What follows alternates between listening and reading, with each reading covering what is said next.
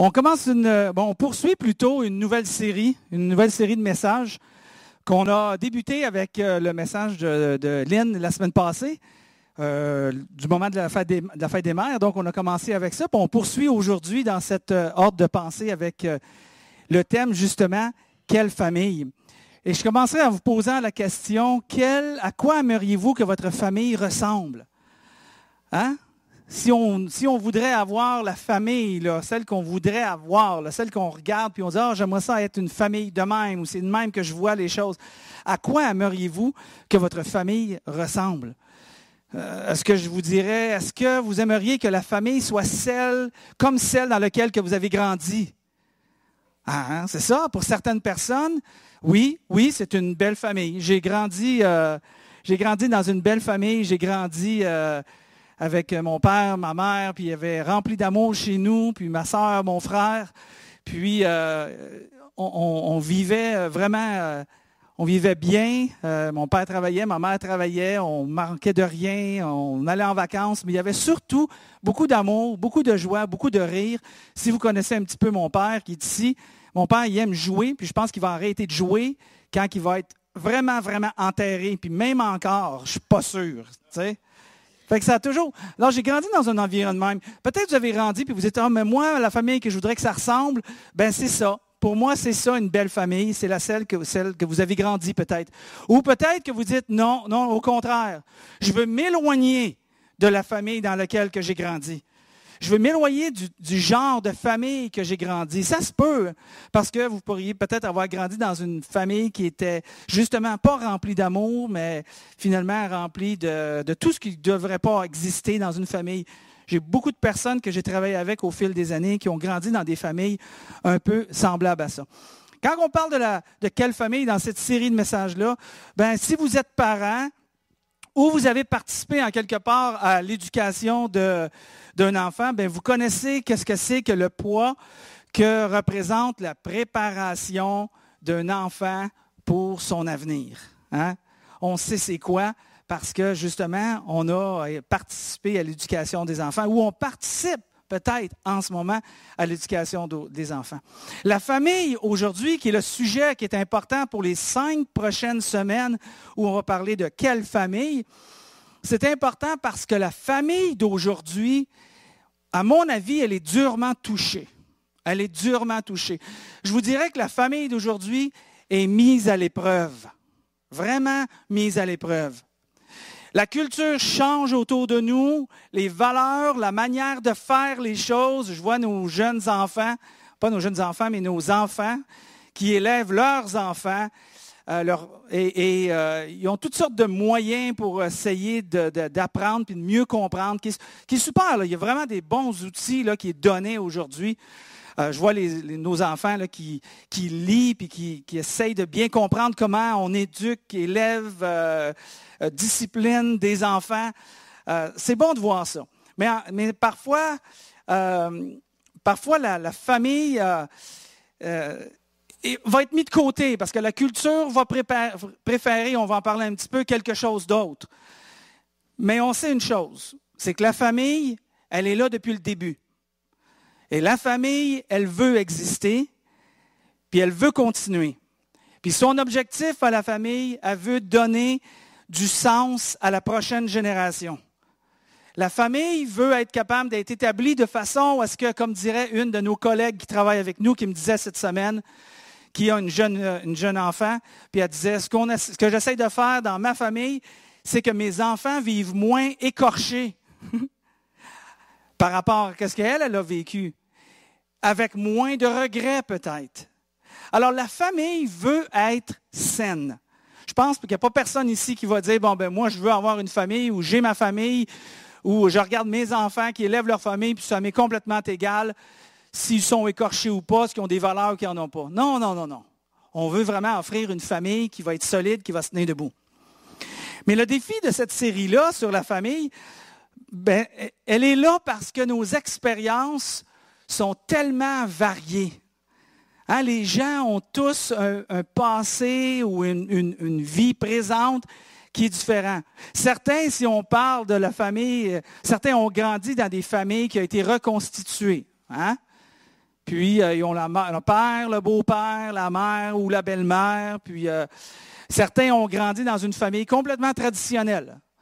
Papa, maman, frères et sœurs. J'ai eu le privilège, à mon avis, c'est un privilège de grandir dans une famille comme celle-là.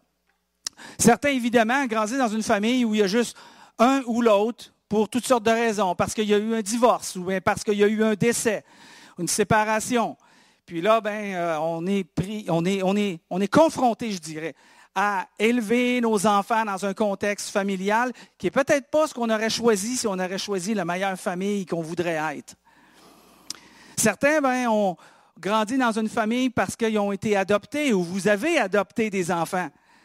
Peut-être que vous êtes de ceux qui ont grandi dans une famille d'accueil ou vous êtes vous-même famille d'accueil. Ou aujourd'hui, je vais plus loin en disant certains ont même des relations, vivent dans des relations de couple du même sexe. Et étant dans cette relation du couple du même sexe, il y en a qui ont des enfants. Puis ces enfants-là grandissent dans cet environnement-là qui est complètement différent de l'environnement dans lequel que moi j'ai grandi. Alors, je regarde toute cette variété puis je me dis, comment qu'on peut adresser quelle famille ou comment qu'on peut commencer ou poursuivre, si vous voulez, cette série-là de quelle famille avec toute cette variété-là? J'ai commencé à regarder ce qu'on avait en commun dans tous ces exemples-là que je viens de vous donner. Ce qu'on a en commun, je pense que la première chose qu'on a en commun, c'est qu'on ne choisit pas la famille dans laquelle qu'on est. Exact. On ne choisit pas la famille dans laquelle qu'on a grandi. On choisit nos amis, mais on ne choisit pas notre famille. Je n'ai pas choisi ma famille. Je suis reconnaissant que j'ai atterri dans une bonne famille. Mais peut-être que vous aimeriez avoir grandi dans une autre famille. Une famille qui à vos yeux, reflétait vraiment l'amour, ou reflétait le respect. Puis peut-être quand vous étiez jeune, vous regardiez peut-être vos amis, puis vous disiez ça c'est une famille que moi j'aurais voulu grandir, ou j'aimerais être. Puis avec peut-être votre perception de jeune enfant à ce moment-là, peut-être que vous enviez la famille que vous regardez du voisin parce que eux autres, ils se couchent à n'importe quelle heure. J'aimerais ça être avec eux autres. Ouais, eux autres, ils mettent le linge qu'ils veulent. Hein?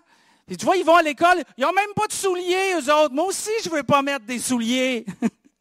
Bon, peut-être qu'on pourrait envisager une famille du genre, tu sais. Mais on n'a pas choisi notre famille. Mais il y a une autre chose qu'on a aussi en commun. L'autre chose qu'on a aussi en commun, c'est comme dit si bien la chanson de Claude Dubois, on ne fait pas ce que l'on peut, mais on fait ce que l'on veut. On fait ce que l'on peut, pas ce que l'on veut. On va le dire comme il faut. On fait ce que l'on peut, pas ce que l'on veut. Quand je me mets à réfléchir là-dessus, oui, ça me rejoint énormément. J'ai 2 enfants, puis ma femme Lynn a 3 enfants. Pourquoi? Parce que je suis moi-même issu d'une famille dans laquelle j'ai été divorcé, il y a 20 quelques années. Puis je regarde ça, puis je n'ai pas grandi, je n'ai pas élevé mes enfants à ce moment-là dans une famille traditionnelle comme celle que moi j'ai été élevé, mais plutôt dans un cadre célibataire à élever mes enfants seuls. Alors je comprends en quelque part les difficultés que peut-être vous éprouvez par rapport à votre famille ou peut-être dans la famille dans laquelle que vous avez grandi. Si c'est une famille, peut-être que vous n'aimeriez pas avoir grandi, mais vous auriez aimé préférer quelque chose de plus traditionnel. Alors, c'est vraiment difficile d'être de bons parents. C'est vraiment difficile de bâtir une famille vraiment comme on voudrait que ça soit. Pour certains, quand on parle aujourd'hui de la famille comme on voudrait que ça soit, pour certains, c'est très difficile. C'est très difficile justement parce que, je le répète encore, on a peut-être grandi dans un environnement dans lequel on n'avait pas le modèle de la famille idéale, traditionnelle, mais peut-être éprouvée parce que les parents sont manquants, parce que les parents sont dans des comportements abusifs ou de drogue ou de... Et c'est difficile pour certains de dire, bon, mais moi, j'ai pas eu de modèle. J'ai de la misère à élever un enfant parce que j'ai pas eu le modèle dans lequel que je peux regarder qu'est-ce que c'est qu'une famille qui est solide puis qui bâtit une famille solide pour le futur puis qui aide la prochaine génération à être bien outillée pour justement affronter cette vie qui est quand même pas facile. Pour d'autres, votre famille, peut-être, vous aimeriez voir l'idéal, mais l'idéal, c'est plus là. J'ai été divorcé, je ne peux plus revenir en arrière. Je vais être quand même divorcé. Aujourd'hui, oui, je suis remarié, mais je ne peux pas changer qu'est-ce qui s'est passé à l'arrière. Pour d'autres, pour certains d'entre nous, moi inclus, il y a des choses qui sont juste trop tard. On ne peut juste pas les changer. Lorsqu'on commence à regarder dans la Bible, on va y aller avec ça, poursuivre avec ça. Lorsqu'on commence à regarder dans la Bible, on se dit, ah, là, on va trouver des belles familles idéales comme ça devrait être aujourd'hui. Hein? Mauvaise réponse. Parce que dans la Bible, on va trouver que très, très, très peu de bonnes familles idéales comme nous, on se projette de qu'est-ce que ça devrait être une famille. Très peu, très, très peu. Mais plutôt rempli d'exemples qui démontrent la réalité de la vie des familles, très souvent dysfonctionnelles. Si on se pose la question, on n'ira pas très loin, on n'a pas le temps d'en nommer trop, on va y aller avec la première famille. Tiens, la première famille, celle que Dieu a créé Adam et a créé Ève. Puis après ça, toute la génération a continué, mais ils ont eu des enfants. On n'a pas tous les détails de tous les enfants qui étaient là puis qui ont né à ce moment-là, mais il y en a 2 en particulier. Alors déjà là, la famille commençait avec Adam et Ève. Et vous connaissez, ceux qui connaissent un petit peu l'histoire, ceux qui sont familiers avec certains textes bibliques, l'histoire nous commence en nous rapportant que Dieu avait dit, il y a un arbre qui est là, l'arbre de la connaissance du bien et du mal. Alors, ne mangez pas de ce fruit-là. Et la femme de Adam est arrivée, puis elle a pris du fruit qu'elle ne devait pas prendre, elle l'a mangé, elle l'a donné à son mari. Et là, la connaissance du bien et du mal est née en eux. Et au travers de eux, le mal ou le péché est rentré dans le monde. Puis quand que Dieu les a confrontés, parce qu'il y avait une relation très personnelle avec Adam et Ève, c'était les tout premiers, bien, la première chose qu'Adam a faite, c'est pas « je sais, j'aurais pas dû prendre de ce fruit-là », puis Ève n'a pas dit j'aurais pas dû non plus, je regrette. Non, ça a été, hey, c'est pas de ma faute, là. C'est pas de ma faute, c'est l'animal qui est là qui m'a donné le goût d'en manger. Puis Adam, lui, il a dit, c'est pas de ma faute non plus, là. C'est la femme que tu as mis à côté de moi qui m'en l'a donné. Alors, fait que déjà, ils ont commencé, tout début de la famille, là, à se blâmer l'autre. Qui est le plus responsable de la situation?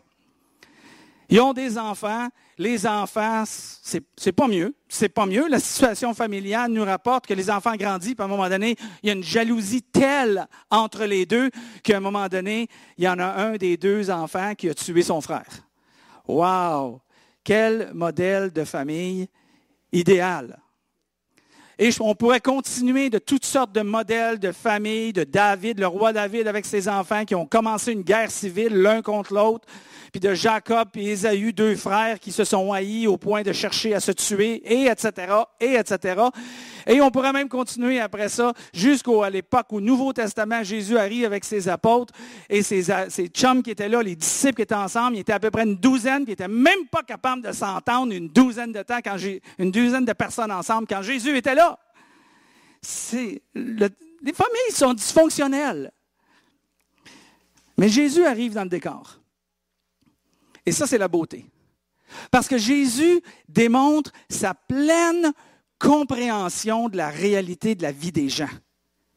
Jésus arrive et il comprend ce que les gens vivent. Il n'est pas là avec son bâton pour frapper chacun d'entre nous en disant « fais mieux, puis toi fais mieux, puis toi lâche ça, puis toi recommence pas ça, puis toi va pas là, puis toi dis pas ça ». C'est pas le Dieu qu'on retrouve, que Jésus nous a présenté. C'est pas ça son Père, pas du tout. Jésus démontre le cœur de son Père dans sa propre personne. Et Jésus était plein de compréhension de la réalité de la vie des gens. Pourquoi? La Bible dit un passage qui est très intéressant. Il y a un texte que Jean écrit, puis il nous rapporte à Jésus, puis il nous dit qu'il fait référence que Jésus n'est pas seulement le porteur de la parole, est la parole de Dieu qui a été faite humain. Et il dit ça de même, il dit la parole a été faite chair. La parole a été faite humaine. Alors, ce que Jésus fait, Jésus arrive, il élève la culture de respect, de dignité envers tous, mais particulièrement envers les femmes et les enfants. Je répète ça. Jésus élève la culture de respect et de dignité envers tous, mais particulièrement envers les femmes et les enfants. Et c'est ça que Jésus est venu faire. C'est un des éléments que Jésus a fait et qui est exposé, qui est décrit dans les textes qu'on retrouve dans le Nouveau Testament. Jésus, à ce titre d'exemple, Jésus s'adressait à une femme en public. Je ne sais pas si vous réalisez, mais à l'époque que Jésus était là, un homme n'adressait pas une femme en public. Ça ne se faisait juste pas. C'était comme, voyons donc, la femme n'avait pas de respect. La femme n'était pas considérée à cette époque-là. Encore plus quand c'était un juif avec un non-juif. Si tu avais un juif, il y avait une non-juive qui passait à côté d'un juif. Hey, un chien aurait été frappé. C'est ça que j'allais dire. Un chien aurait été flatté. La femme, tu passes en l'à côté puis tu l'ignores. Mais Jésus arrive. Et Jésus commence à s'adresser à certaines femmes quand l'occasion se prêtait. En public, ça étonnait même ces chums qui étaient là, la gang de boys qui étaient là, qui le suivaient. Ouais, qu'est-ce que tu fais là? Exactement, qu'est-ce que tu fais là? Tu parles avec une femme. Puis en plus, il dit, c'est une Samaritaine, voyons donc, c'est une non-juive, ou c'est une juive mélangée, c'est encore pire. Fait que Jésus s'adressait aux femmes. À un moment donné, il parlait aux femmes et il dit à une femme, il leur a dit à une certaine femme qui s'était approchée de lui, il a dit « fille d'Abraham », qui est un titre de noblesse. Wow! C'est quelque chose, il faut comprendre le contexte que nous, on ne vit pas encore aujourd'hui. On ne vit plus aujourd'hui. Dieu merci. Dieu merci. Mais fille d'Abraham, rappelant justement son respect, sa tendresse envers les femmes. Il était accessible pour les femmes. Je vous donne un exemple. Il y avait une femme à un moment donné, il y avait un gars qui est un prêtre juif qui a invité Jésus dans sa propre maison.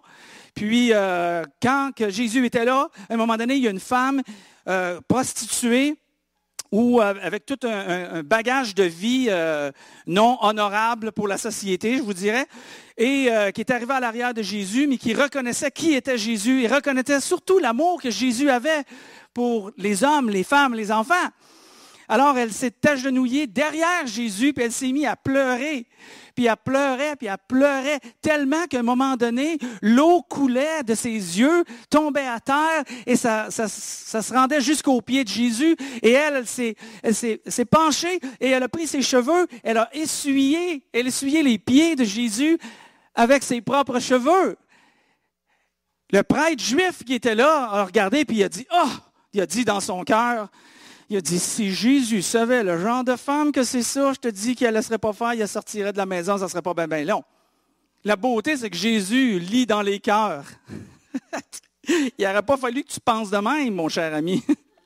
Alors Jésus, il a dit, cher ami, il dit, cette femme-là, il dit, elle est rentrée dans la maison, elle s'est humiliée, elle pleurait, elle a mouillé mes pieds, et elle a essuyé mes pieds avec ses cheveux. Il dit, toi, pourquoi tu blâmes? Tu ne m'as même pas accueilli de cette manière-là. Alors pourquoi tu la juges ainsi? Vous savez, Jésus, justement, était proche. Il comprenait la réalité de la vie des gens. Jésus a compris quelque chose, et je pense que c'est important, pas compris, mais je veux dire, Jésus avait cette attitude-là qui nous transmet aujourd'hui une vérité très importante. Manquez pas cette phrase-là qui est très importante. Plus notre société s'éloigne du cœur de Jésus, plus les femmes et les enfants seront les premiers groupes qui vont en souffrir. Plus les sociétés s'éloignent du cœur de Jésus, plus les enfants et les femmes seront les premiers groupes qui vont en souffrir. Je vous dirais même qu'au Québec, j'évaluais cette phrase-là, j'évaluais l'effet de ça, et je trouve que c'est ce que les femmes vivent aujourd'hui. On dit, oh, ben les femmes ont cette liberté de vote, ont cette liberté de travailler, ont cette liberté d'égalité, où on s'efforce d'aller dans la direction de l'égalité et tout ça. Et je suis complètement heureux de cette chose-là, de cette réalité-là, qu'on essaye de garder une égalité entre les sexes. Tout à fait d'accord avec ça, puis je trouve ça très bien. Mais quand je regarde aujourd'hui les femmes, comment est-ce que c'est difficile, parce qu'ils doivent travailler abondamment et continuer à s'occuper de la famille. Quand je vois les femmes qui doivent, parce qu'on est dans cette société-là, organisée de cette manière-là, qui n'ont pas le choix de dire, on met des enfants au monde, mais je ne suis pas capable de rester à la maison. Le coût de la vie est juste impossible d'avoir un seul revenu. Et on place nos enfants dans des centres de formation, de garderie, tout ça. Je suis certain que si la femme, elle avait son choix d'être capable de dire ce que je peux prendre de la famille, m'en occuper sans manquer financièrement, je suis presque certain que la femme aimerait ça être à côté de ses enfants, puis grandir avec ses enfants, puis mettre du temps avec ses enfants. La même chose pour l'homme, mais très souvent, le rôle de la femme, ça va être un immense trou dans la famille, justement, parce qu'elle va dans cette direction-là. Notre société a conduit ça. Et je trouve ça malheureux. Je trouve ça triste. Puis quand je regarde les familles, je me dis, est-ce qu'on a vraiment réussi quelque chose comme il faut? On a plus de divorces qu'on n'a jamais eu. On a plus de séparations qu'on n'a jamais eu. On a plus de suicides qu'on n'a jamais eu. On a plus de jeunes adolescents qui sont, malgré qu'ils sont jeunes, ils sont dépressifs, et on parle beaucoup aujourd'hui de suicide et de dépression. Oui, c'est un monde vraiment. Alors je me dis, par contre, ça reflète cette réalité-là que je vous parle. Plus on s'éloigne, et ce qui est le cas très souvent au Québec, on s'éloigne du cœur de Jésus, plus les femmes et les enfants sont les premiers groupes qui vont en souffrir. Et Jésus voulait pas ça. Il voulait remédier à ça. C'est pour ça qu'il a élevé la dignité des hommes et des femmes et des enfants. Et les enfants, à un moment donné, vous avez peut-être entendu l'histoire qu'il y avait quelqu'un qui voulait empêcher les enfants de s'approcher vers Jésus. Jésus a dit, « Hey! Laissez venir à moi les petits-enfants. Le royaume de Dieu est pour ceux qui leur ressemblent. Si vous n'avez pas l'humilité de ces petits-enfants, vous n'entrerez pas, Jésus dit, dans le royaume de Dieu. » Il se sert d'un enfant comme l'exemple, le modèle à suivre. Il élève l'enfant. Et Jésus, dans une espèce d'expression, je trouve ça vraiment, je pense que Jésus met le point là-dessus, à quel point c'est important pour lui, les enfants, puis à quel point il comprend la réalité des enfants, puis son amour envers les enfants. Il dit, regardez ça, il dit, si quelqu'un scandalisait un de ces petits qui croient en moi, en faisant référence aux enfants, il vaudrait mieux pour lui qu'on suspende à son cou une meule de moulin et qu'on le jette au fond de la mer. OK. Jésus vient de dire, hey, c'est tellement important là, que si tu scandalises un des enfants, il vaut mieux que tu ne naisses pas. Là. Je te dis, tu serais mieux avec une meule au cou et de descendre dans le fond de la mer, là, parce que c'est pas l'idéal là, ce que tu fais, là, ou comment tu agis. Jésus voulait démontrer justement cette importance-là qu'il donnait aux enfants. Jésus démontre qu'il comprend la réalité des gens. Il comprend la réalité des gens. Mais non seulement Jésus comprend la réalité des gens, mais il démontre aussi le standard qui définit l'idéal. Il comprend la réalité des gens, comme je m'efforce d'essayer de vous communiquer. Mais en même temps, il définit l'idéal de Dieu. Une des conversations les plus révélateurs en ce qui concerne la tension qui existe entre l'idéal de Dieu et notre réalité qu'on est confronté à tous les jours se retrouve dans le texte de Matthieu. Matthieu 19, là où on trouve le texte, On va regarder quelques passages pour qu'on comprenne l'idéal. Jésus comprend la réalité, mais il veut démontrer l'idéal pour chacun d'entre nous. Alors il dit dans le texte, il dit des pharisiens s'approchèrent de lui avec l'intention de lui tendre un piège. Les chefs religieux voulaient tendre un piège à Jésus et ils lui ont demandé, un homme a-t-il le droit de divorcer sa femme? Un homme a-t-il le droit de divorcer sa femme pour une raison quelconque? Ou, en d'autres mots, y a-t-il le droit de divorcer sa femme pour n'importe quelle raison? Les patates sont pas bonnes, tu ne me sers pas à manger à la bonne heure. Je peux-tu divorcer ma femme pour ce voie-là? Et c'est ça que les gens voulaient. Jésus a répondu, parce que justement, c'était leur réalité à ce moment-là de l'époque. Oui, Jésus comprend la réalité, mais en même temps, il ne veut pas te laisser dans l'ignorance. Il veut te donner un point de repère. Alors, il démontre c'est quoi, à ce moment-là, l'idéal. Et il dit, n'avez-vous pas lu dans les Écritures, Jésus répond, n'avez-vous pas lu dans les Écritures qu'au commencement, le Créateur a créé l'être humain, homme et femme? Juste ça, on aurait un très, très bon débat aujourd'hui, mais on n'ira pas sur le sujet. N'avez-vous pas lu dans les Écritures qu'au commencement, le Créateur a créé l'être humain? Jésus ramène au commencement, qu'est-ce que c'est? Il comprend la réalité de que les gens vivent à ce moment-là, à son époque. C'est quand même plusieurs milliers d'années après, là. Et Jésus ramène l'idée en disant, c'était pas de même au début. Les choses au début étaient parfaites. Avec le temps, hein, ça l'a perdu un peu. La société aujourd'hui, c'est ce qui se passe, perd ses points de repère. Et quand on perd nos points de repère, on perd l'idéal de qu'est-ce que Dieu met devant nous, qui va être l'idéal justement pour nous. Et vous allez voir dans une seconde qu'est-ce qu'on fait avec ça. Alors il dit, Dieu a créé l'homme et la femme et il a déclaré, pour répondre à la question qui était posée à lui à ce moment-là, est-ce que tu peux divorcer une femme pour n'importe quelle raison si le souper n'est pas là à temps comme je le voulais? Il a déclaré, c'est pourquoi l'homme laissera son père et sa mère pour s'attacher à sa femme et les deux ne feront plus qu'un. Ah, ils ne sont plus deux, ils font un. Que l'homme ne sépare donc pas ce que Dieu a uni.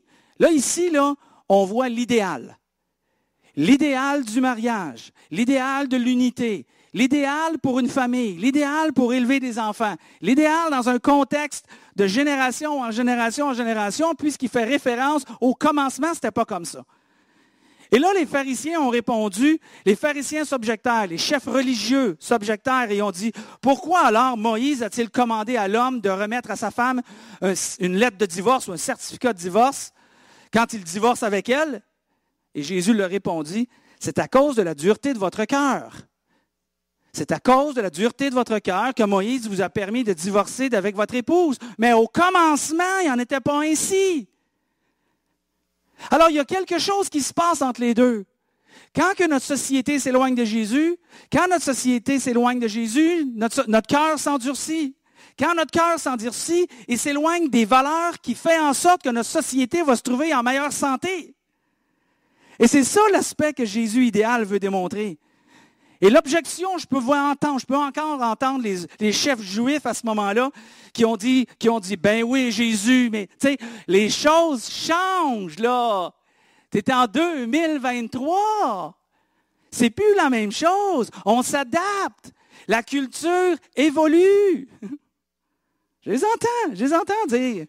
Et Jésus, encore une fois, ramène au commencement. Au commencement. Alors, l'idée ici n'est pas simplement de dire on doit choisir un ou l'autre. Hein? C'est ma réalité de vie, je ne peux pas la changer, c'est ça que je vis, j'ai vécu un divorce, je ne peux pas rien changer ça. Puis de choisir ça, puis de suivre ça, puis d'enseigner ça à mes enfants pour qu'eux les enseignent à leurs enfants, que ce n'est pas grave. D'un autre côté, tu as l'idéal. Mais l'idéal, ce n'est pas simplement de rejeter la réalité, parce que ça, c'est l'idéal, en disant « Ah ah, c'est ça que Dieu a dit, c'est ça qui est écrit, c'est ça qu'il faut faire, c'est ça que Jésus a dit de faire. » Non. Qu'est-ce qu'on fait avec ça? Qu'est-ce qu'on fait avec ça? On vit avec la tension. On vit avec la tension. Jésus, lui, il dit, quand les Juifs, les chums de Jésus étaient là, et ils ont entendu ce que Jésus venait de dire, eux autres, ils se sont dit, c'est absolument irréaliste, ça, on ne peut pas faire ça, voyons donc. C'est passé date, c'est archaïque. Puis je suis certain que Jésus a répondu, tout à fait. C'est vieux, c'est très, très vieux comme instruction, c'est très, très vieux comme idéal. Et oui, mais on n'arrive pas à le faire, ça. Tadalam! Je sais. C'est pour ça que je suis là. C'est exactement pour ça que je suis là. Parce qu'on n'arrive pas à le faire en tant que société. Je suis là pour réparer les gens qui sont blessés, les familles qui sont dysfonctionnelles, pour le monde qui est brisé, pour les vies qui sont cassées. Je suis là pour réparer les pots cassés. Ah! Donc, ça ne met pas un fardeau sur les épaules parce qu'il faut qu'on suive l'idéal, ni qu'on soit complètement découragé à cause de notre réalité. Mais Jésus nous a dit, moi, je suis là pour vous aider à traverser votre réalité et tendre vers l'idéal pour votre génération et les générations à venir. Jésus a fait ceci. Il enseigne et pointe vers l'idéal, mais refuse de condamner ceux qui n'arrivent pas au standard. Jésus enseigne et pointe vers l'idéal comme un bon père, comme un bon mère, une bonne mère, comme un bon éducateur, comme un bon employé d'usine, comme un bon prof d'école, comme un bon ouvrier, peu importe. On pointe vers l'idéal. Mais on ne condamne pas quand on n'arrive pas à le faire. Pourquoi? Parce que personne n'arrive à le faire. Si tu réussis à faire une bonne famille, mais c'est dans ton milieu des lois ou des règles, tu as de la misère. Puis si ce n'est pas là-dedans, tu vas avoir de la misère dans des problèmes, dans d'autres types de problèmes. On a tous nos problèmes.